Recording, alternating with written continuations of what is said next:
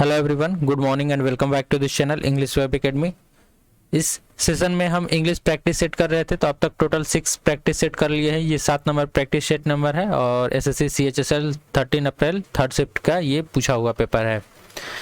यह इम्पोर्टेंट है एसएससी के जितने सारे पेपर्स होने वाले हैं, जैसे CGL, CHSL, CPO, MTS, stenographer, ये सब जो पेपर होने वाले हैं उसके लिए काफ़ी इम्पोर्टेंट है। टोटल जो है वो मिक्स्ड 20 क्वेश्चन होगा इसमें, और काफ़ी इम्पोर्टेंट होगा आपको प्रैक्टिस के लिए। इसमें जितने सारे वर्ड्स आएंगे और ग्रामर के रूल्स वगैरह सब कुछ इसमें हम डिस्कस करते हैं। तो यदि अब तक आप इस चैनल पर नए हैं तो चैनल को जरूर सब्सक्राइब करें, और वोकैबुलरी के लिए daily the Hindu editorial vocabulary PDF को डाउनलोड करने के लिए हमारे Telegram channel English editorial vocabs 1 इसे ज्वाइन कर ले। यहाँ से डेली आपको PDF मिल जाती है। शुरू करते हैं, स्टार्ट करते हैं। और इससे पहले यदि आप इस चैनल पर नए हैं तो चैनल को जरूर सब्सक्राइब कर ले एक बार। फर्स्ट नंबर क्वेश्चन से स्टार्ट करते हैं। इसमें टोटल मिक्स्ड 20 क्वेश्चंस होंगे। तो फर्स्ट क्वेश्चन है, आपको यह गिवन इडियम है और इसके मीनिंग बताना है। तो आप जानते हैं यह एक वोकैबुलरी का सेक्शन हो गया और यह इस याद करने की चीज़ है। इन ए हॉट वाटर जो दिया गया है इडियम, आप यहाँ पे इन ए हॉट वाटर, इसका मीनिंग यदि आपको पता होगा तभी जाके आप इन चारों ऑप्शंस में से इसका करेक्ट आंसर ढूंढ पाएंगे। तो इन ए हॉट वाटर का मतलब होता है परेशानी में होना, परेशानी में होना। इट मीन्स की, तो इसमें आप देखें एडवांटेज यानी कि फायदा होता है, तो ये ऑप्शन नहीं होगा। इन सस्पेंस यानी कि संदेह में होना, यह भी नहीं होगा। इन सॉवर, यह भी नहीं होगा। लेकिन थर्ड नंबर ऑप्शन को देखें, ट्रबल का मतलब क्या होता है, परेशानी में या फिर किसी कठिनाई में। तो कठिनाई में होना, परेशानी में पड़ना, इसके लिए हम फ्रेज का यूज करते हैं आपको इन ए हॉट वाटर। तो करेक्ट ऑप्शन जो होगा ऑप्शन नंबर थर्ड, इसे याद रखेंगे। ये हमेशा पूछा जाने वाला एक इडियम है पेपर में। नेक्स्ट क्वेश्चन देखते हैं। सेकंड नंबर क्वेश्चन है, यह फिल इन द ब्लैंक्स है और सेंटेंस आपको सामने दिया गया है। During the tsunami my family took blank in A guest house on the हिल। अब यहाँ पे हमें भरना है, 4 ऑप्शंस दिए गए हैं और इसमें से कौन सा ऑप्शन करेक्ट होगा। तो ऑप्शन से इसे फिलअप करने की कोशिश करते हैं। हार्बर है, हार्बर का मतलब होता है यह शिप के लिए कहीं रखने की जगह होती है, तो एक सुरक्षित जगह होता है, लेकिन यह शिप के लिए यूज किया जाता है। यहाँ पे बात किया जा रहा है कि in the guest house on the hill, hill पर गेस्ट हाउस के लिए, तो ये शिप से रिलेटेड वर्ड है, तो यह नहीं होगा। रिट्रीट है यानी कि पीछे हटना, और रिफ्यूज और प्रोटेक्शन, तो प्रोटेक्शन है, तो यहाँ पे यदि प्रोटेक्ट होता तो सोचा जा सकता है। लेकिन जो थर्ड ऑप्शन है रिफ्यूज, या इसी के लिए यूज ही किया जाता है कहीं पे शरण लेने के लिए। तो शरण कब लेता है आदमी, जब वह परेशानी में हो या फिर उसका जो खुद का घर ना हो तो कहीं दूसरे जगह शरण लेता है। तो यहाँ पे ड्यूरिंग द सुनामी, सुनामी के बीच में जो फैमिली था वो दूसरे के गेस्ट हाउस में यहाँ पे क्या लिया, शरण लिया, तो इसे हम रिफ्यूज वर्ड को यूज करेंगे यहाँ पे। तो करेक्ट आंसर होगा option number third is the correct one. अब बढ़ते हैं नेक्स्ट क्वेश्चन की तरफ। क्वेश्चन नंबर थर्ड, यहाँ पे हमें बताना है करेक्ट एप्रोप्रिएट साइनोनिम यानी कि सिमिलर वर्ड मीनिंग रेकलेस का। ऑप्शन है afraid, attentive, cautious and thoughtless. तो रेकलेस का मतलब होता है आपको लापरवाह, लापरवाह यानी कि जो व्यक्ति असावधानी बरतता हो तो उसे हम कहेंगे रेकलेस पर्सन। ठीक, तो असावधानी यानी कि वह किसी चीज से सावधान न रहता हो। अब ऑप्शंस दिए गए हैं। अफ्रेड का मतलब होता है डर, तो यह तो बिल्कुल नहीं होगा, कोई संबंध नहीं रखता। अटेंटिव का मतलब होता है ध्यानपूर्वक, ध्यानपूर्वक, या फिर हम इसे कह सकते हैं सावधान। कॉशियस जो वर्ड है इसका भी मतलब इसे हम कह सकते हैं सावधान। ये दोनों वर्ड एक दूसरे के सिमिलर है, और यदि पूछा जाए जब भी रेकलेस का, और पूछा भी जाता है रेकलेस के आप एंटो बताइए यानी कि अपोजिट वर्ड मीनिंग बताइए, तब यहाँ पे हम दोनों वर्ड को यूज कर सकते हैं, एक अटेंटिव का या फिर कॉशियस का। लेकिन यहाँ पे हमें सिमिलर वर्ड मीनिंग पूछा है तो थॉटलेस होगा। ठीक, थॉटलेस का मतलब विचारहीन, विचारहीन, तो जिसके पास कोई सावधानी नाम की चीज नहीं होगी तो उसके लिए हम इसको यूज कर सकते हैं। ऑप्शन नंबर 4 जो होगा वो इसका करेक्ट आंसर होगा, क्योंकि ये दोनों वर्ड अटेंटिव और कॉशियस, इसे ध्यान में रखेंगे, दोनों इसके एंटोनिम्स हैं यानी कि अपोजिट वर्ड मीनिंग है। अटेंटिव का मतलब ध्यानपूर्वक या सावधान, और कॉशियस भी दोनों सेम मीनिंग रखता है। अब बढ़ते हैं नेक्स्ट क्वेश्चन की तरफ। नेक्स्ट क्वेश्चन है, यहाँ पे हमें इनडायरेक्ट फॉर्म में बदलना है यानी कि नरेशन का क्वेश्चन है, और सेंटेंस यहाँ पे दिया गया है आपको। His father said to him I can not allow you to waste my hard earned money तो आप जानते हैं नरेशन का सबसे पहला रूल, सेड टू, इसको हम किस में कन्वर्ट कर देते हैं, टोल्ड में। अब जो चारों ऑप्शंस है वो टोल्ड में बना हुआ है, तो हिज फादर टोल्ड हिम, उसके बाद कॉमा, इन्वर्टेड कॉमा के प्लेस पे हम दैट का यूज करते हैं। अब जो बाकी बचा जो सब्जेक्ट जो उसके अंदर रहता है आई किसके लिए आया है, तो हिज फादर के लिए आया है, यानी कि तो हिज फादर के लिए प्रोनाउन के रूप में हम किसका यूज करेंगे, ही का यूज करेंगे, यानी कि his father said to me, तो his father told me that, और कैन नॉट का यूज किया गया है, तो इसे हम पास्ट में बदलेंगे क्योंकि यहाँ पे सेड है, तो कैन को कुड में बदल देंगे। अब यहाँ पे कैन है, यह नहीं होगा, यहाँ पे भी कैन है, यह भी नहीं होगा। अब बचे ऑप्शन फर्स्ट और थर्ड। अब इसको देखते हैं, पढ़ते हैं। यहाँ पे यूज किया गया है अलाउ यू, यानी कि यू किसके लिए आया है, कौन वेस्ट मनी को वेस्ट कर रहा है, तो उसका जो सन है हिम, ठीक, तो हिम के लिए आया है, तो यहाँ पे ही यू जो कन्वर्ट होकर हिम में बदल जाएगा, तो यहाँ पे अलाउ के बाद यू ही छोड़ दिया गया है, तो यह भी गलत है। अब बच्चा ऑप्शन नंबर फर्स्ट करेक्ट होगा, इसे पढ़ते हैं। His father told him that he could not allow him to waste his hard earn money. Okay, तो ऑप्शन नंबर फर्स्ट जो है वो करेक्ट आंसर हुआ। अब नेक्स्ट क्वेश्चन है डिविएट, और इसका भी हमें यहाँ पे बताना है सिमिलर वर्ड मीनिंग यानी कि शाइनोनिम। तो डिविएट का मतलब होता है जैसे कि डगमगाना, इसे हम कह सकते हैं डगमगाना, या फिर अपने रास्ते से भटक जाना, हेजिटेशन होना, फ्लक्चुएशन होना, ये इसके वर्ड मीनिंग हो जाएगा। अब आपके पास चार ऑप्शन है, रेप्लिकेट, कन्फर्म, वीर और इमिटेट। तो यदि आपको इसका वर्ड मीनिंग चारों वर्ड्स के पता होगा तभी आप इसे करेक्ट, इमिटेट तो आप जानते ही हैं, इमिटेट वीर वर्ड है, इसका मतलब ही होता है, एक बार मैंने द हिंदू एडिटोरियल वोकैबुलरी में बताया था, फ्लक्चुएट होता है, तो वीर का मतलब होता है फ्लक्चुएशन, और डेविएशन का मतलब भी क्या होता है, फ्लक्चुएशन।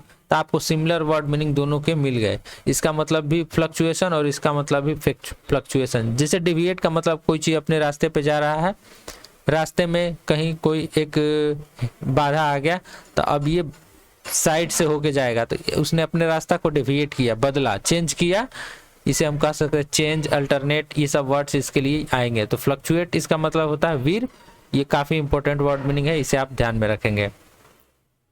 अब नेक्स्ट क्वेश्चन है इनकरेक्टली स्पेल्ड वर्ड, इसमें कौन सा वर्ड मीनिंग इनकरेक्ट है इसे बताना है। ऑप्शन है सर्वेंट, सर्वेंट का मतलब नौकर होता है, यह बिल्कुल करेक्ट है।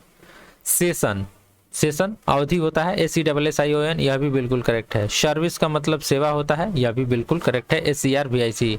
अब थर्ड नंबर ऑप्शन बचा सरपेंट, तो सरपेंट का करेक्ट वर्ड मीनिंग जो होता है, आपको यहाँ पे गलत दिया गया है, SERPENT होता है, वो जो रेप्टाइल्स होते हैं, तो इस सरपेंट का मतलब यहाँ पे ई होना चाहिए, जबकि यहाँ पे ए दिया गया था, तो यही इनकरेक्ट था। ऑप्शन नंबर थर्ड जो है इसका करेक्ट आंसर है।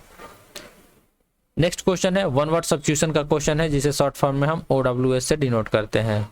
तो क्वेश्चन है one who is easily deceived, वह व्यक्ति जिसे आसानी से धोखा दिया जा सकता है उसे क्या कहते हैं। आसानी से धोखा दिया जा सकता है, जिसे चीट किया जा सकता है आसानी से, यानी कि जो पर्सन काफी भोला भाला हो, इसे हम कह सकते हैं जो व्यक्ति काफी भोला हो, तो उसी को तो कोई धोखा दे सकता है आसानी से। अब ऑप्शन है फ्लेक्सिबल, तो फ्लेक्सिबल फ्लक्चुएट होता है, यानी कि लचीलेदार होता है, यह ऑप्शन नहीं होगा, ठीक। इनक्रेडिबल, यानी कि क्रेडिबल का मतलब विश्वसनीय, इनक्रेडिबल इट मीन्स कि अविश्वसनीय, तो यह भी तो जिस पे विश्वास नहीं किया जा सकता है उसे कहते हैं हम इनक्रेडिबल, तो ऑप्शन सेकंड भी नहीं होगा। कन्वर्टिएबल भी नहीं होगा, लेकिन ऑप्शन नंबर थर्ड बचा गुलिबल, इसका मतलब होता है एकदम से भोला भाला, जिस व्यक्ति को आसानी से समझाया, फुसलाया, परसुएड किया जा सके, तो उसे हम कहते हैं आपको ग्यूलिबल, तो उसे ही आसानी से धोखा भी दिया जा सकता है। ऑप्शन नंबर थर्ड जो है वो करेक्ट आंसर है। नेक्स्ट क्वेश्चन जो है आपको एंटोनिम बताना है क्वेश्चन नंबर 8 में, कोरबोरेट, तो इसका मीनिंग आपको पता होना चाहिए तभी आप ऑप्शंस में से ढूंढ पाएंगे। कोरबोरेट का मतलब होता है आपको पुष्टि करना, पुष्टि करना, जैसे कोई चीज पे आपको संशय है तो आप उसको वेरीफाई करते हैं, ठीक। अब देखें ऑप्शन यहाँ पे, तो कंफर्म, वैलिडेट और वेरीफाई, ये तीनों वर्ड मीनिंग का मतलब होता है आपको पुष्टि करना, तो लेकिन ये तो तीनों सिमिलर वर्ड मीनिंग हो गए, लेकिन हमें बताना है यहाँ पे ऑपोजिट यानी कि एंटोनिम बताना है, ऑपोजिट वर्ड मीनिंग बताना है, और ये तीनों वर्ड जो है एक दूसरे के सिमिलर वर्ड मीनिंग हो गए। ठीक, तो यदि साइनोनिम पूछा जाता तो फर्स्ट भी होता, सेकंड भी होता, थर्ड भी होता, लेकिन अपोजिट पूछा जा गया है तो अपोज हो जाएगा, यानी कि विरोध करना, एक जगह पुष्टि करना तो दूसरी तरफ विरोध करना। ये इसका करेक्ट आंसर हो गया ऑप्शन नंबर 4। तो वर्ड मीनिंग आपको याद कर लेनी चाहिए, यहाँ से नेक्स्ट एग्जाम में पूछा जा सकता है। नेक्स्ट है यहाँ पे इडियम दिया गया है आपको, गिवन इडियम जो है इसके करेक्ट वर्ड मीनिंग को बताना है, मेक बिग टाइम। तो ऑप्शंस भी हैं, और इडियम ऐसा चीज है आपको इसे याद करना पड़ता है, याद नहीं होगा तो आप इसे नहीं करेक्ट कर पाएंगे। ठीक, attain fame and success, spend more than one earns, reach earlier then expected, each more than needed. ये 4 ऑप्शंस दिए गए हैं। तो मेक बिग टाइम का मतलब होता है सफलता तथा प्रसिद्धि हासिल करना।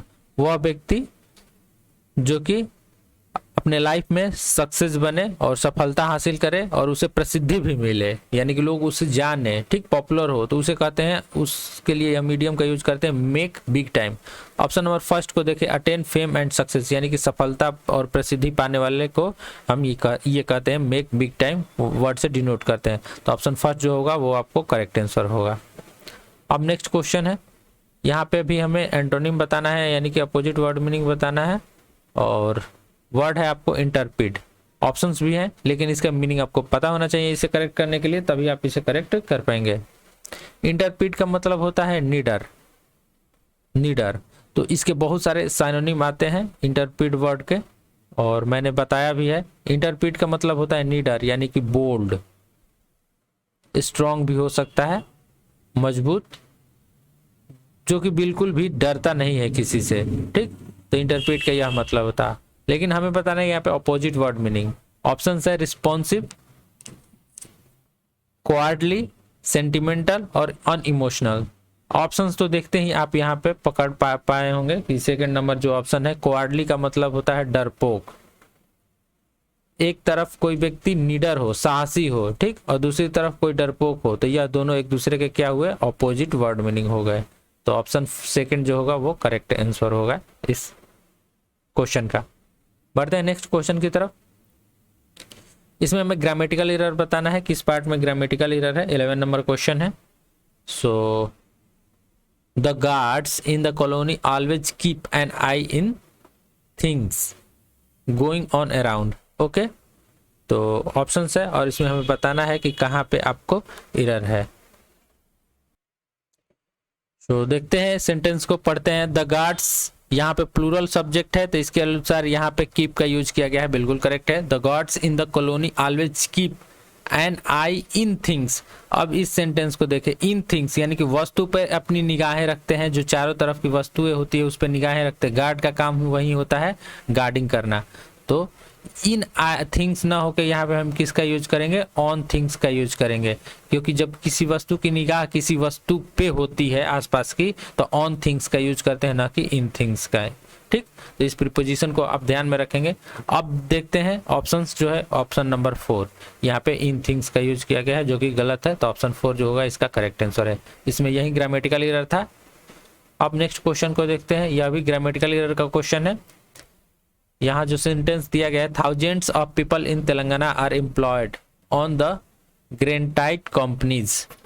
इसमें किस पार्ट में एरर है आपको यह बताना है। तो thousands of people in Telangana, ठीक, आर एम्प्लॉयड। अब जैसे कोई व्यक्ति किसी कंपनी में एम्प्लॉय होता है या फिर किसी कंपनी में काम करता है, तो मे के लिए हम किस प्रीपोजिशन का यूज करते हैं, इन का यूज करते हैं, सभी जानते हैं। अब यहाँ लिखा गया है थाउजेंड्स ऑफ पीपल, यानी कि हजारों लोग इन तेलंगाना आर एम्प्लॉयड, यानी कि एम्प्लॉयड हैं। यहाँ ऑन का यूज किया गया है, किसी कंपनी पर कोई काम करता है, कोई किसी कंपनी पर नियुक्त होता है कि किसी कंपनी में नियुक्त होता है, तो कंपनी में, तो यहाँ पे ऑन के जगह पे हम इन का यूज करेंगे। ठीक, इन कंपनी होगा, इन द ग्रेनाइट कंपनी, या फिर जो कुछ भी हो। जैसे कहा जाता है कि मैं स्कूल जाता हूँ, वह स्कूल जाता है, तो he goes to a school, ऐसे तो यूज कर देते हैं। लेकिन कहा जाता है कि स्कूल में कोई चीज है, जैसे कि वह स्कूल में है, तो ही इज इन स्कूल का यूज करते हैं, क्योंकि वह स्कूल में है तो यहाँ पे इन का यूज करते हैं। उसी तरीके से यहाँ पे इन का यूज होगा, ना कि ऑन का। तो ऑप्शन नंबर थर्ड जो होगा यही इनकरेक्ट था, तो करेक्ट आंसर होगा ऑप्शन नंबर थर्ड।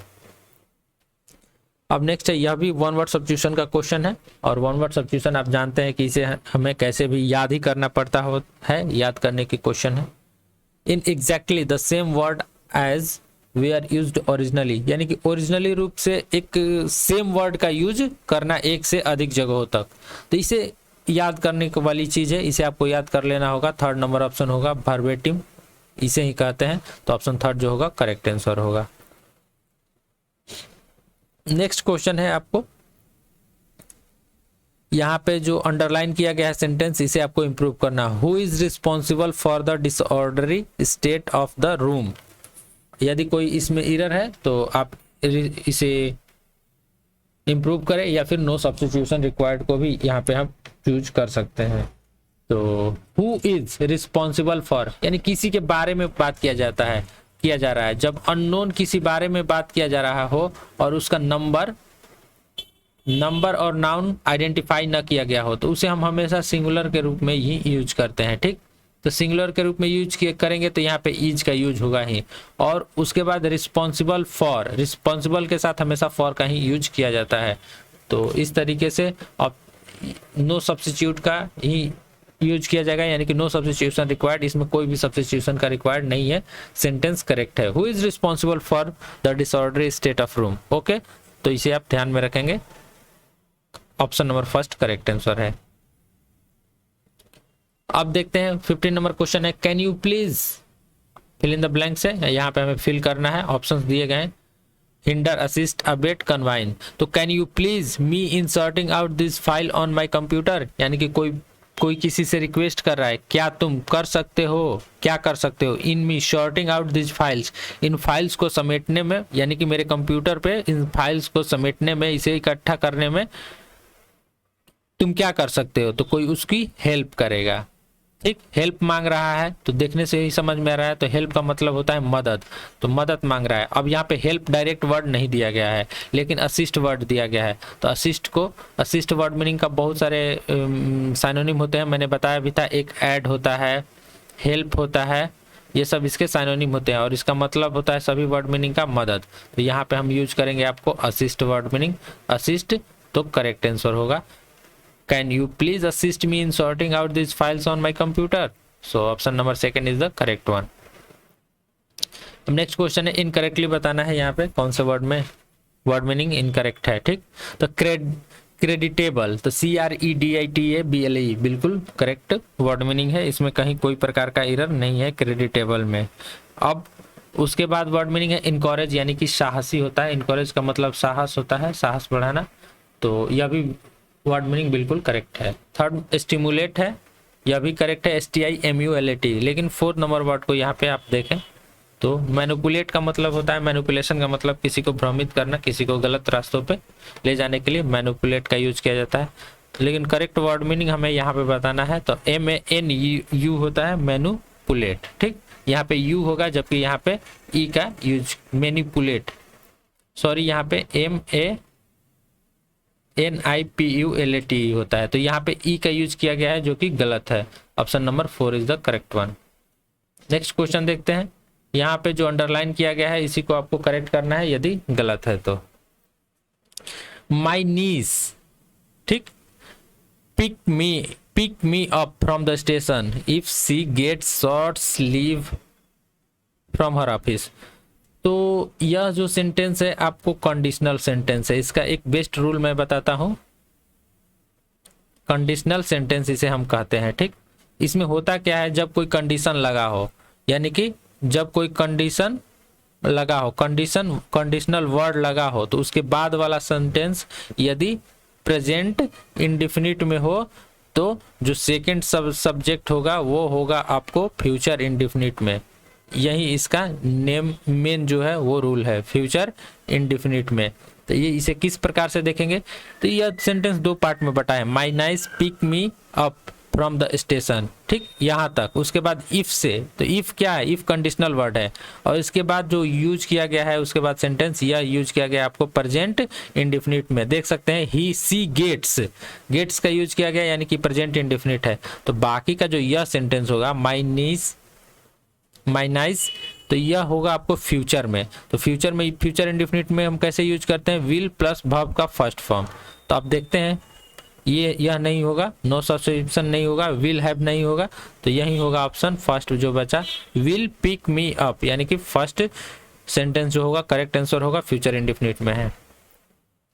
अब देखते हैं next question 18 number, select the most option of the express the given sentence. Passive voice में हमें इसे चेंज करना है।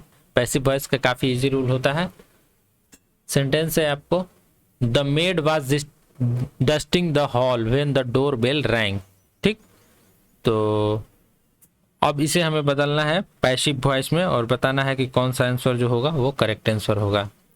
सबसे पहले इसमें ऑब्जेक्ट ढूंढते, दो सेंटेंस में बटा है, एक व्हेन के बाद और एक व्हेन के पहले। सबसे पहले इसे लेते हैं क्योंकि ऑप्शन इसी से स्टार्ट है। तो when the doorbell rang, the doorbell rang when.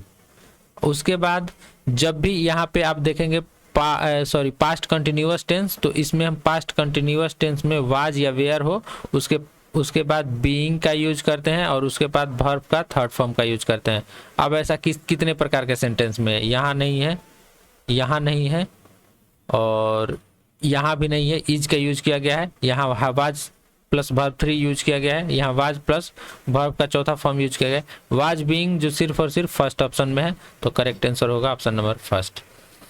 तो ये प्रैक्टिस सेशन था और आपको ये वीडियो अच्छा लगा तो जरूर चैनल को सब्सक्राइब करें, वीडियो को लाइक करें और पीडीएफ डाउनलोड करने के लिए हमारे टेलीग्राम चैनल को जरूर ज्वाइन करें। मिलते हैं अगले वीडियो में, तब तक के लिए धन्यवाद।